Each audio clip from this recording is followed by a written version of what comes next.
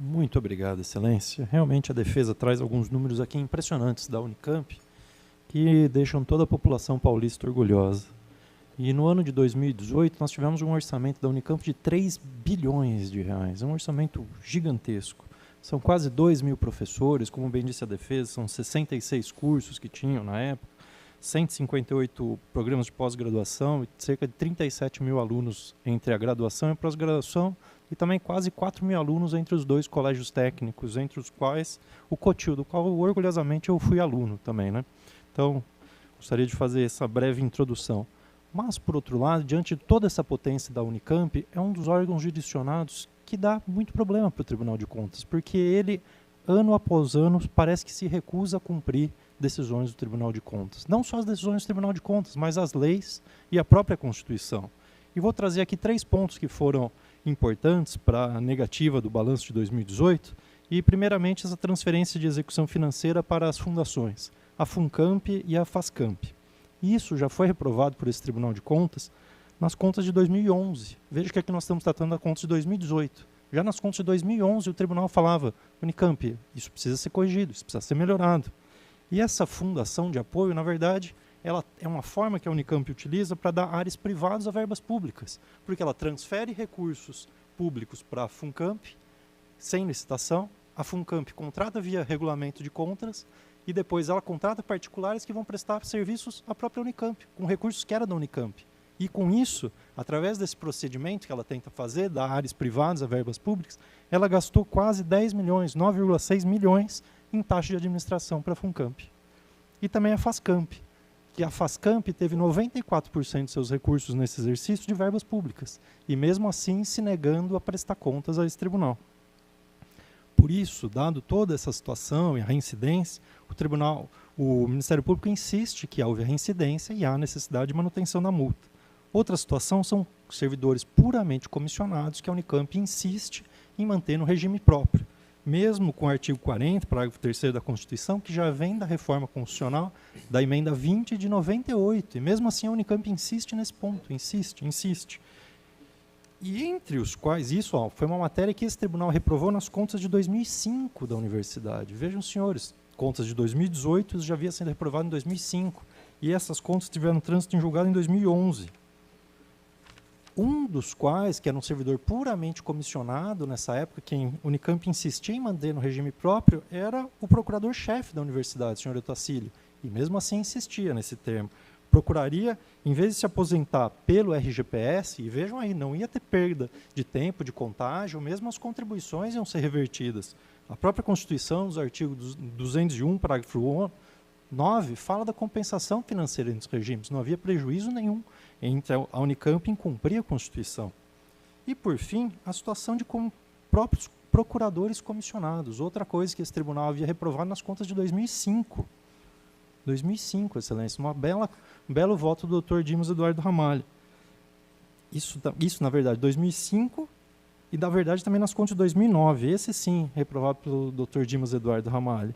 Veja que aí a burla é o artigo 132 da Constituição. O STF admitiu no Madin de Rondônia que realmente as Unicamps podem ter procuradorias próprias, mas elas têm que ter um convênio com a PGE para se vincular para uma atuação uniforme, coordenada, mas a Constituição, o STF, não admite que haja procuradores comissionados nas universidades. Por isso o tribunal falava desde 2005, senhores. Tudo bem, há notícia que isso foi corrigido, mas nós estamos tratando do princípio da anualidade, contas de 2018. Por esses 3 pontos de a reincidência da Unicamp em não dar cumprimentos às ordens desse tribunal, por isso o Ministério Público opina pelo não provimento do recurso e manutenção das multas impostas. Muito obrigado pela atenção, Excelências.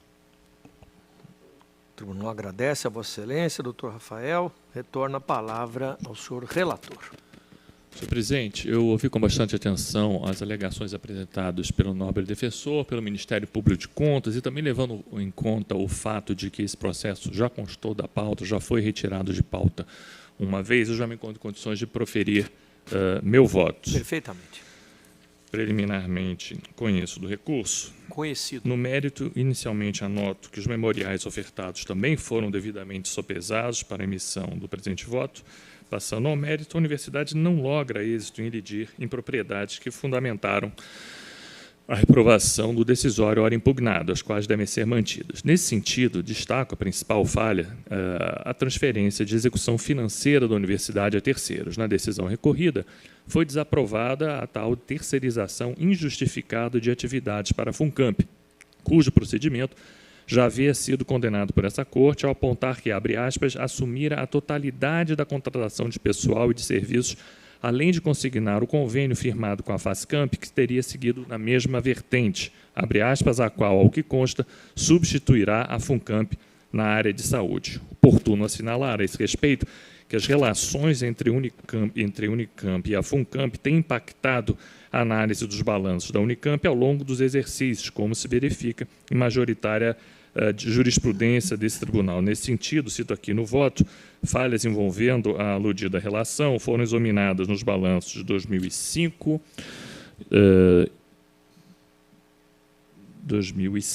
na sequência, em relação a outras objeções também no exercício de 2009, esse Tribunal Pleno vem ratificando todas essas impropriedades relacionadas ao tema. Nos memoriais apresentados, a universidade reitera que as fundações realizariam apenas atividade meio. Também é ressaltada a importância e a natureza da relação pactuada com essas entidades. No entanto, nessa perspectiva, a despeito da legislação citada, preciso assinalar que os referidos normativos citados não afastam preceitos constitucionais básicos que devem ser observados pela universidade, no que toca ao exercício dessas atividades finalísticas, as quais foram transferidas às fundações, como bem pontuado na decisão de primeira instância, cuja prática se mostra em descompasso com regras do regime jurídico administrativo, consubstanciados artigos 111, 115 e 117 da Constituição do Estado e também o artigo 37 da nossa Constituição Federal. Quanto à inclusão no regime próprio de funcionário exclusivamente em comissão, a irregularidade persistiu no exercício, dada a manutenção de servidor da Procuradoria vinculado ao regime previdenciário indevido. Sobre a objeção ao pagamento de remuneração complementar não prevista em lei para funcionários de outros órgãos públicos que prestam serviços à universidade, a autarquia não demonstrou a existência de previsão legal para respaldar os pagamentos efetuados da aludida verba remuneratória. Também restaram insuficientes providências noticiadas nos memoriais apresentados para cessar referidos pagamentos sem devida comprovação de sua efetividade. Por fim, no tocante às multas aplicadas, a irresignação da universidade, questionando a ausência da individualização das condutas, não merece prevalecer. Isso porque as objeções que fundamentaram a reprovação do balanço, em instância originária, mantidas nessa fase processual, permearam todo o exercício financeiro. Nesse contexto, diante da gravidade das falhas que remanesceram como fundamento para a reprovação demonstrativa, a sanção pecuniária imposta aos responsáveis deve ser mantida, reduzindo-se, no entanto, as multas individuais. Voto pelo provimento parcial do recurso ordinário somente para reduzir as multas individuais para o correspondente a 160 UFESPs, afastando das razões de decidir as falhas no tocante a envio de conciliações bancárias, demonstrativos de pagamento dos dirigentes e, em razão de terem sido relevadas a ausência de AVCB de parte das instalações, a falta de detalhamento de despesas por adiantamento e também todas aquelas objeções à ocupação de postos em comissão, mantendo os demais fundamentos que embasaram a decisão de irregularidade do balanço geral. O voto que está em discussão. Encerrada a discussão, em votação, aprovado.